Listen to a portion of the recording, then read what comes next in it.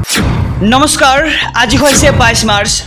অসমৰ লগতে ভাৰতৰ বিভিন্ন প্ৰান্তৰ পৰা আজি সন্ধিয়াৰ কেইবাটাও খবৰ আহি পৰিছে। এই মুহূৰ্তত জনাইছোঁ আজিৰ প্ৰথমটো খবৰ।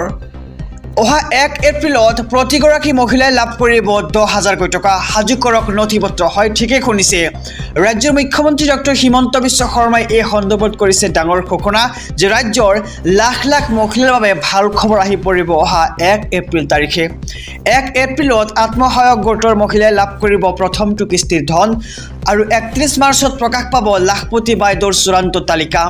তৃতীয় চতুৰ্থবৰ শ্ৰেণীৰ কৰ্মচাৰীৰ পৰিয়ালৰ ক্ষেত্ৰত ৰেহাই পাব মহিলাসকলে আৰু 31 মাৰ্চত নিৰ্দিষ্ট পৰ্টেলত প্ৰকাশ পাব চূড়ান্ত তালিকা।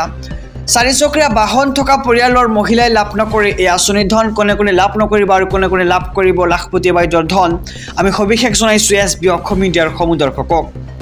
চাৰিচকীয়া বাহন থকা পৰিয়ালৰ মহিলাই লাভ নকৰে এই আঁচনিৰ ধন। লগতে চৰকাৰী চাকৰি থকা পৰিয়ালৰ মহিলাও বাদ পৰিব এই আঁচনিৰ পৰা।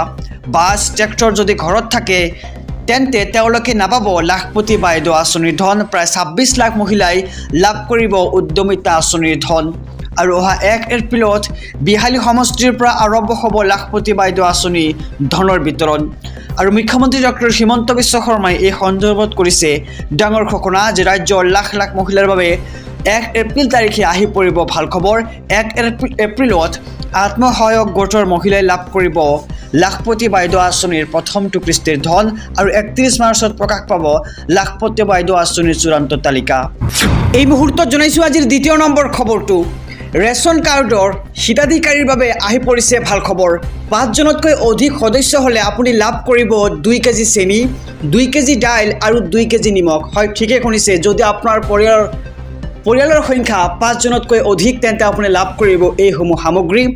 এই মুহূৰ্তৰ খবৰ আমি জনাই যাম SB অসম মিডিয়াৰ সমূহ দৰ্শকক।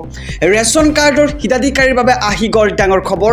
যদিহে আপোনাৰ ঘৰৰ সদস্য 5জনতকৈ অধিক তেন্তে আপুনি লাভ কৰিব 2 কেজি চেনি, 2 কেজি দাইল আৰু 2 কেজি নিমখ। অহা 1 অক্টোবৰৰ পৰা লাভ কৰিব চেনি, দাইল আৰু নিমখ। বজাৰৰ মূল্যতকৈ 25 টকা কমত লাভ কৰিব আপুনি দাইল। ইয়াৰ লগতে বজাৰৰ মূল্যতকৈ 25 টকা কমত লাভ কৰিব আপুনি চেনি। তাৰ লগতে বজাৰৰ মূল্যতকৈ 10 টকা কমত লাভ কৰিব আপুনি নিমখ। আৰু ৰেচন কাৰ্ডৰ হিতাধিকাৰীসকলৰ বাবে এক ভাল খবৰ বুলি এতিয়া ক'ব লাগিব, কিয়নো এতিয়া যদিহে আপোনাৰ ঘৰত 5জনতকৈ অধিক সদস্য থাকে তেন্তে আপুনি লাভ কৰিব দাইল, চেনি আৰু নিমখ। যদিহে আপোনাৰ ঘৰৰ সদস্য 5জনতকৈ অধিক তেন্তে আপুনি লাভ কৰিব এইসমূহ সামগ্ৰী। সমগ্ৰ ভাৰতবাসীৰ বাবে এক ডাঙৰ খবৰ। আধাৰ আৰু ভোটাৰ কাৰ্ডক লৈ জৰুৰী নিৰ্দেশনা চৰকাৰৰ। এই মুহূৰ্তৰ খবৰ আমি জনাইছোঁ আমাৰ সমূহ দৰ্শকক যে আধাৰ আৰু ভোটাৰ কাৰ্ডক লৈ ডাঙৰ খবৰ ইতিমধ্যে আহি পৰিছে ভাৰতৰ প্ৰতিজন নাগৰিকৰ বাবে।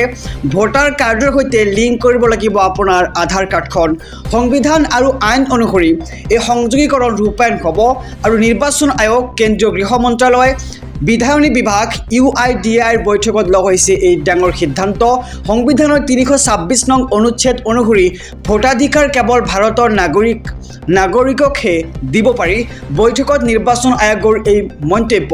পূৰ্বে ভোটাৰ কাৰ্ডৰ সৈতে আধাৰ সংযোগ কৰাটো বাধ্যতামূলক হোৱা নাছিল আৰু আধাৰ কাৰ্ডে কেৱল এজন ব্যক্তিৰ পৰিচয় প্ৰতিষ্ঠা কৰে।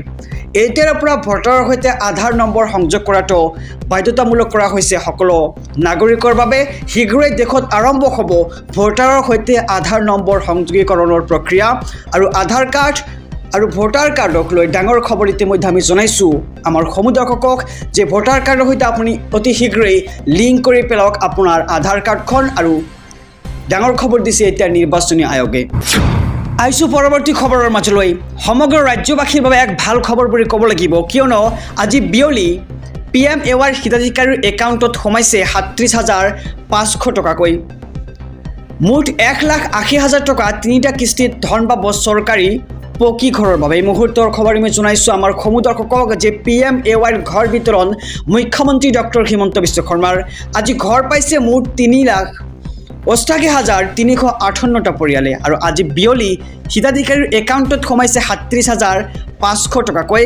আৰু কাইলৈ সোমাব দ্বিতীয় কিস্তিৰ ধন। ইয়াৰ পিছতেই পাব তৃতীয় কিস্তিৰ ধন। মুঠ 1,80,000 টকা 3টা কিস্তিত ধন পাব চৰকাৰী পকী ঘৰৰ বাবে। আৰু অক্টোবৰৰ ভিতৰত নতুনকৈ 3,80,000 লোকে পাবলৈ গৈ আছে চৰকাৰী পকীঘৰ। অসমত 26,11,739 লোকলৈ বৃদ্ধি PMAYৰ হিতাধিকাৰীৰ সংখ্যা। তালিকাত নাম অহা প্ৰতিটো দুখীয়া পৰিয়ালে পাব এই চৰকাৰী ঘৰ। ইয়াৰ বাবে বিশেষ ব্যৱস্থা মুখ্যমন্ত্ৰী ডক্টৰ হিমন্ত বিশ্ব শৰ্মাৰ। PMAYৰ ঘৰ বিতৰণ মুখ্যমন্ত্ৰী ডক্টৰ হিমন্ত বিশ্ব শৰ্মাৰ। আজি ঘৰ পাইছে মুঠ 3,88,358টা পৰিয়ালে।